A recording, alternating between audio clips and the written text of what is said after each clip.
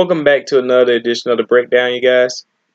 Now, in this college football playoff semifinal previews I've been doing, of course, I've been focusing on Alabama and Clemson because that's the one I'm most invested in. But I did have someone ask if I was going to do anything on Oklahoma and Georgia, and I'm glad to say I am. It probably won't be a lot. This may be the only video I do on it, and it's very Oklahoma focused because I didn't know as much about Oklahoma. But I can say that I did get something about Oklahoma out, and I want to do something for Georgia, but I don't know if I have the time. Let's get into it. So these are my Oklahoma notes. These are the things I noticed from watching a few of their games. Some of the things I noticed about Baker Mayfield, the offensive line, their skill position talent, and their defense.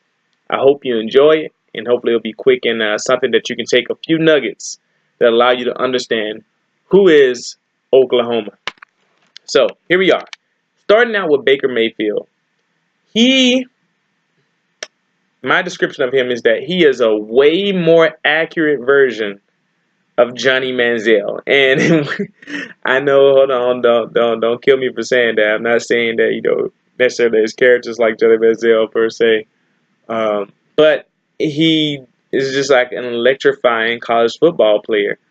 He is comfortable and actually seems to prefer running around.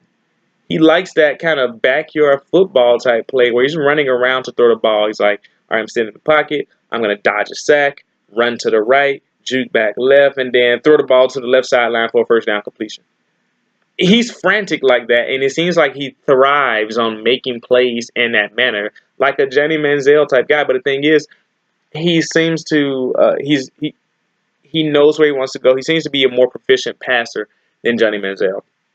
And I think that helps him actually. It fits this Oklahoma offense really well.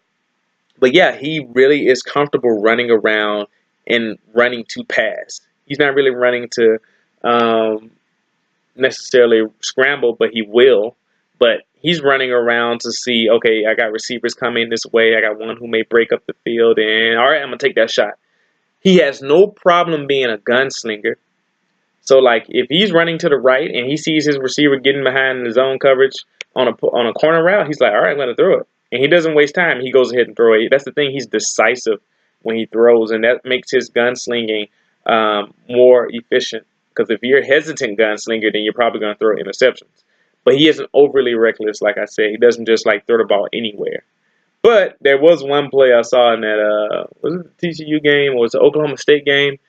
I think it was Oklahoma State. He was kind of running right. The blitz was coming at him. He fell backwards. He jumped backwards, actually. He just kind of threw the ball up to his running back, number 4, Trey Sermon. And the linebacker was right there. But luckily, he threw it high enough for the running back to jump up. But he is a gunslinger, like I said. He doesn't have the strongest arm in the world, but it's solid. He can make some throws. Part of that may be mechanical, though, because I did see him throw the ball while moving to the right, 50 yards down the field into the end zone in their game against Ohio State. I did see him do that. So that's obviously, like I said, that's a solid arm. It isn't the strongest in the world. He's not Matthew Stafford, though. He has a long wind-up throwing motion, though. And I think that messes with his ability to be on time with his throws at times. That's why he got intercepted. The first play of the game against Oklahoma State, Vach Lombardi, his name's right here.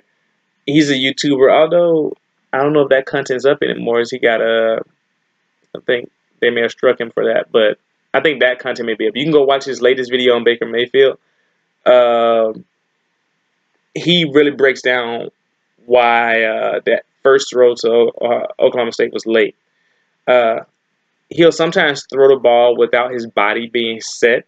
I've seen him many times kind of run, and then he sees somebody breaking open. He'll just kind of jump up, and his hips are like horizontal. Like one's facing the left sideline, one's facing the right sideline, and he slings the ball to the receiver. I mean, he'll make some crazy plays. And at the end of the day, he's not a superstar athlete, but he can move, and that really helps him. So that's enough about Baker Mayfield. Going on to the guys who protect him, which is that big physical offensive line that they have. They actually run the ball way more than I expected, and it makes sense with the type of line they have. These guys can maul some guys. They like to pull their tackles and guards together. The left tackle and the left guard will both pull right.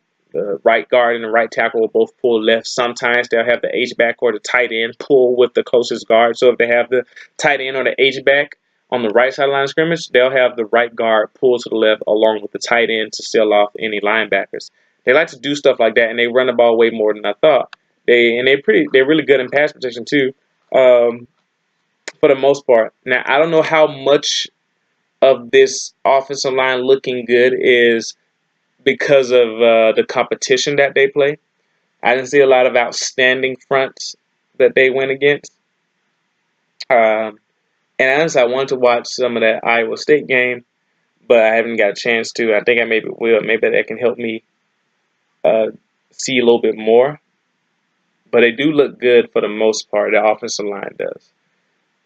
Now, a part of the team that doesn't get a lot of credit because Baker Mayfield's always in the spotlight is the underrated skill position talent they have. They have a lot of good skill players. Bob Stoops has been, I said Bob Stoops, well, he's retired, but he resigned or retired or whatever he did. He was recruiting, and Lincoln Riley also was recruiting really well. That's the head coach now. Especially at receiver, man. They got a lot of good guys over here. Number 9, Lamb, that's his last name. He's like number 1 receiver type. He's kind of tall, strong, has good speed, and he has hands.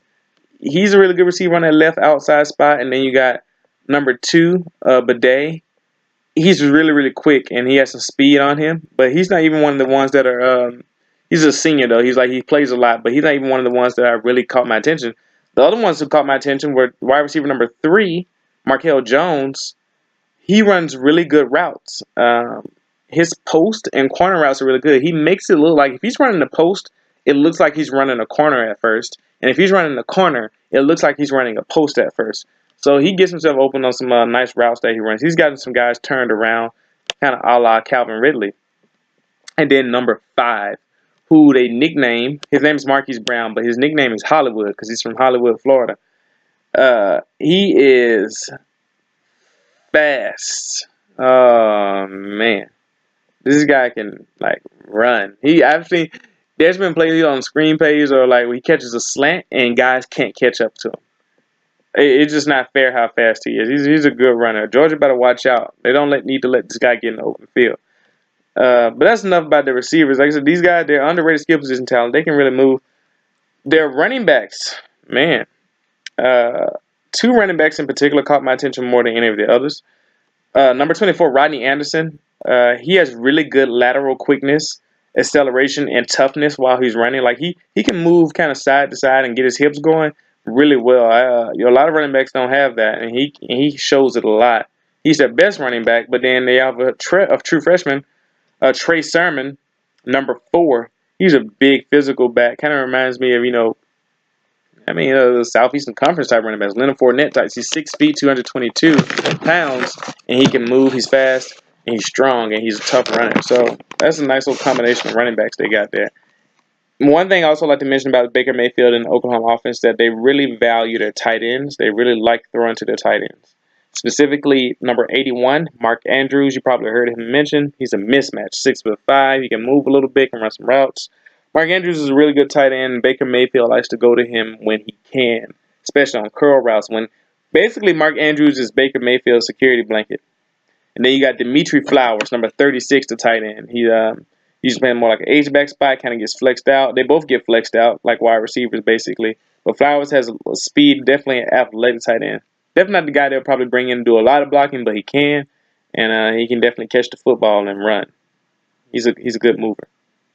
Now, moving on to the defense, which is what everybody assumes is really bad. Oklahoma, and to be fair, they do make quite a bit of mistakes, especially going against all those spread teams that they play. And they seem to be out of position sometimes. And sometimes they just play bad. Sometimes they just play bad. They do. But you'll be surprised to know that they actually can play pretty solid defense at times. They play pretty well. But they just lapse into bad play for the most part, which is weird. Now, their scheme is something that I thought was interesting, probably because they play so many pass-happy offenses.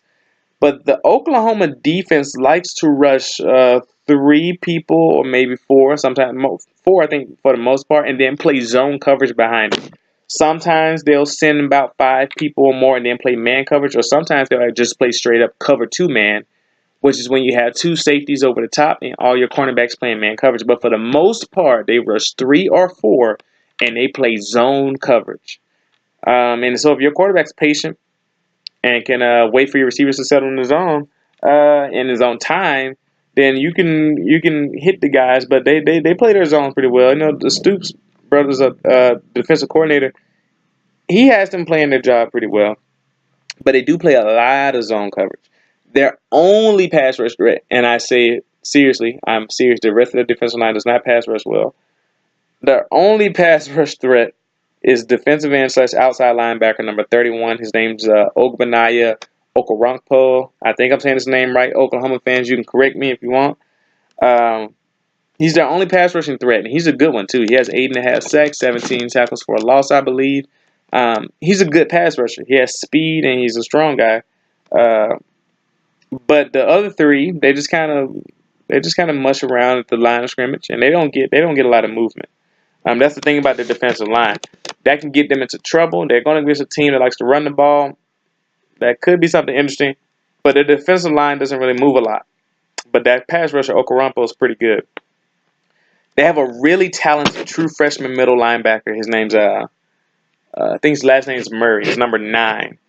He's aggressive. He kind of hits the hole, and he's a talented guy. He looks the part. He doesn't look like a true freshman. So that's somebody to keep an eye out for.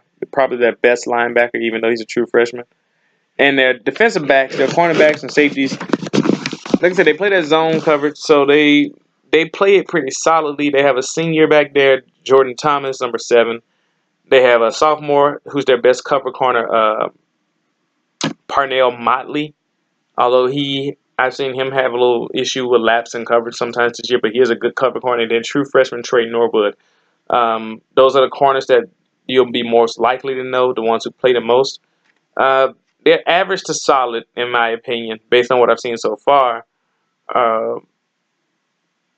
But it's hard to say, like I said, because maybe I can watch a little bit more games. It's hard to say when they play against those spread, offenses that throw the ball around everywhere. Because it's hard to say, was that their fault? Was it the guy in the other zone's fault? Is it because they don't have much of a pass rush? It's hard to get a full read on them, but they don't light the world on fire, in my opinion. So, like I said, the defense can be solid at times, but it's definitely not a game-breaking defense, a game-changing defense. So, those are my quick notes on the Oklahoma team. If you feel like you learned something about Oklahoma, or if you feel like there's more that I could have said and maybe that please comment that in the comment section. And yeah, that's all I got for you. Maybe I'm not gonna make any more promises on that. I'll just let this be. I'd love to hear what you guys got to say about it. But either way, I'll see you for the next video.